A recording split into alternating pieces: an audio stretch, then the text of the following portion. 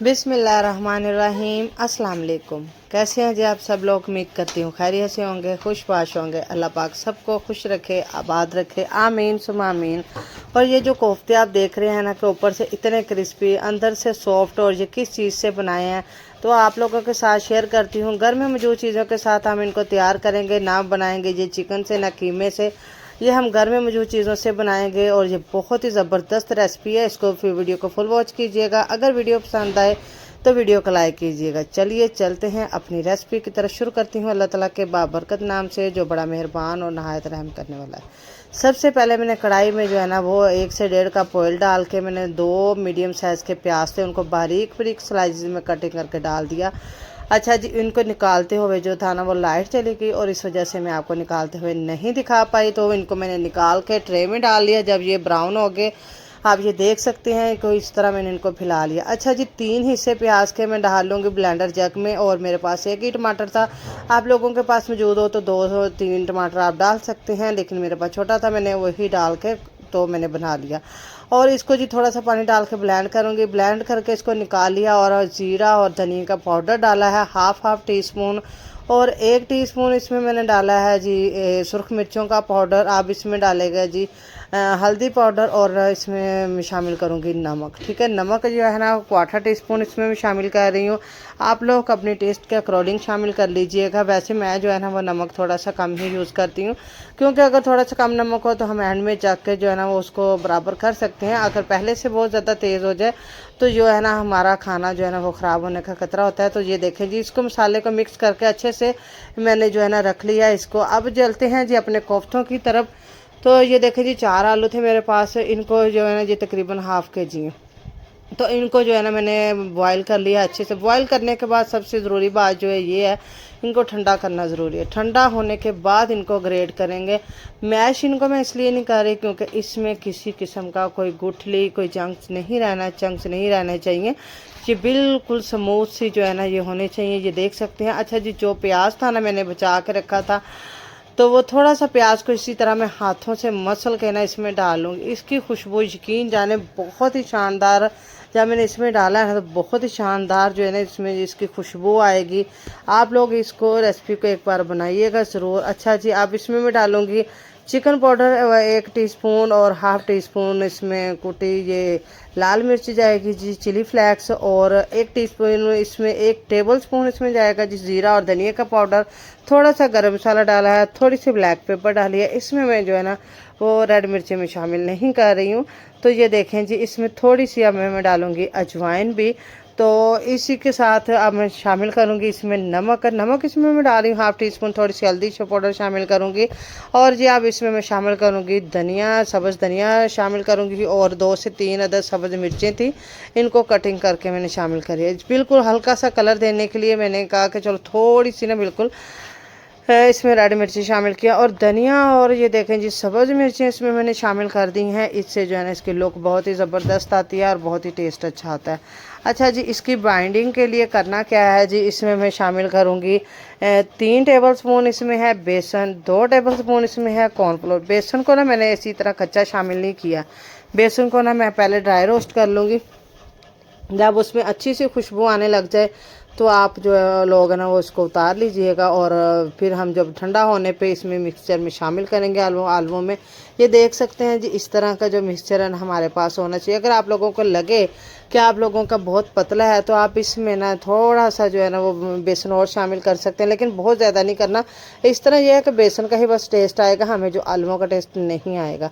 अच्छा जी, मैंने हैंड अपने वॉश कर लिए जो मैंने मिक्स कर रही थी। उसके बाद जो हैंड को मैंने हल्का सा ऑयल के साथ हल्का ऑयल लगाया हाथों के ऊपर, और थोड़ा छोटा छोटा पोर्शन लेके ना तो इसको जी मैं कोफ्ते की जो शेप दूंगी, बिल्कुल राउंड वाले बॉल बनाऊंगी। ये आप अपनी मर्ज़ी से जितने बड़े या छोटे रख सकते हैं। अच्छा जी, जिस ऑयल में मैंने ना प्याज को ब्राउन किया था उसी ऑयल में जो है ना मैं कोफ्ते जो है ना इसी तरह इनको फ्राई कर लूँगी।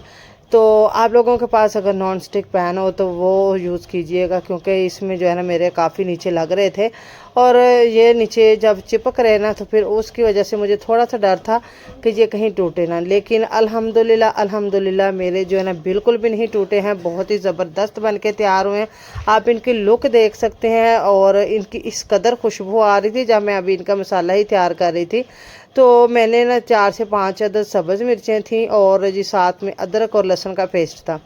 10 अदद लहसुन के जवे थे और 1 इंच का अदरक का टुकड़ा था। इनको पहले मैंने उसमें थोड़ा सा पीस लिया दरदरा सा करके, फिर इसको मैंने मिक्सचर जार में जो है ना इनका पेस्ट बना लिया और उसी ऑयल में जो है ना मैंने इनको शामिल कर दिया जिसमें कोफ्ते फ्राई किए ना। उसमें से कुछ ऑयल मैंने निकाल लिया, मुझे बहुत ज़्यादा ऑयल लग रहा था, कुछ ऑयल मैंने निकाल लिया और उसी ऑयल में जो है ना मैंने सब्ज़ मिर्चों का पेस्ट, अदरक और लहसुन ये जो है ना मैं इसमें फ्राई करूँगी। जब इनका पानी जो है ना वो ड्राई हो जाए और ये अच्छे से भुन जाए, अच्छी से खुशबू आने लग जाए, तो फिर ये मैं टमाटर और प्याज का पेस्ट इसमें शामिल करूँगी। ये जस्ट टमाटर और प्याज का पेस्ट है, इसमें कुछ भी नहीं मैंने और शामिल किया।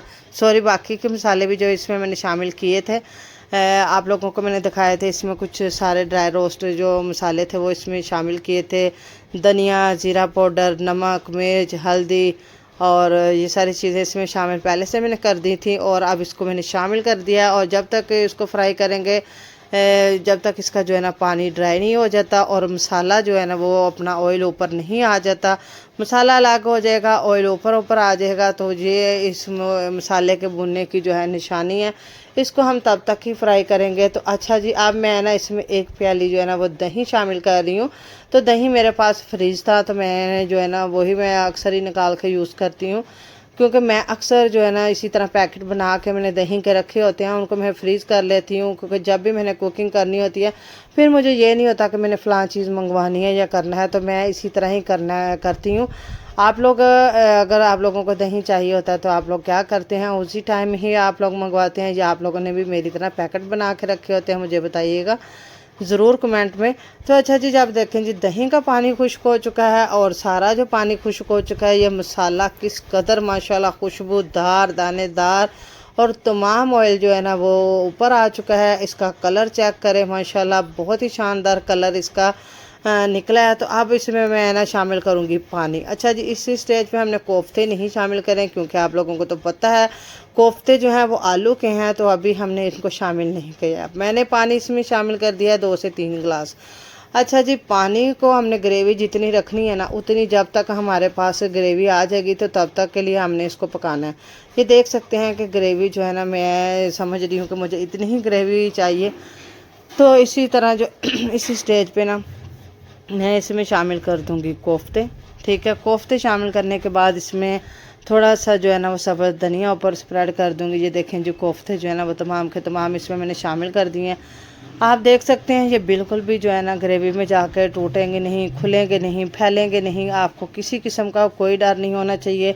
और ये जो कोफ्ते हैं ना मेरे बच्चों को तो बहुत पसंद आए थे। आप लोग मुझे बना के इसका फीडबैक ज़रूर दीजिएगा कि आप लोगों की फैमिली को, आपके बच्चों को ये कैसे लगा। अच्छा जी, थोड़ा सा सब्ज़ धनिया मैंने ऊपर डाल दिया है, माशाल्लाह से बहुत ही प्यारी खुशबू आ रही है। थोड़ा सा अगर आप इसमें गरम मसाला ऊपर डालना चाहें तो डाल सकते हैं, लेकिन मैंने बच्चों की वजह से नहीं डाला, क्योंकि बहुत ज़्यादा मसाले हो जाते हैं और बच्चों का जो स्टमक है ना वो इतने मसाले जो है ना एक्सेप्ट नहीं कर पाता, तो इस वजह से मैं नहीं डालती। कुछ चीज़ें जो है ना बच्चों की वजह से हमें स्किप करनी पड़ती हैं।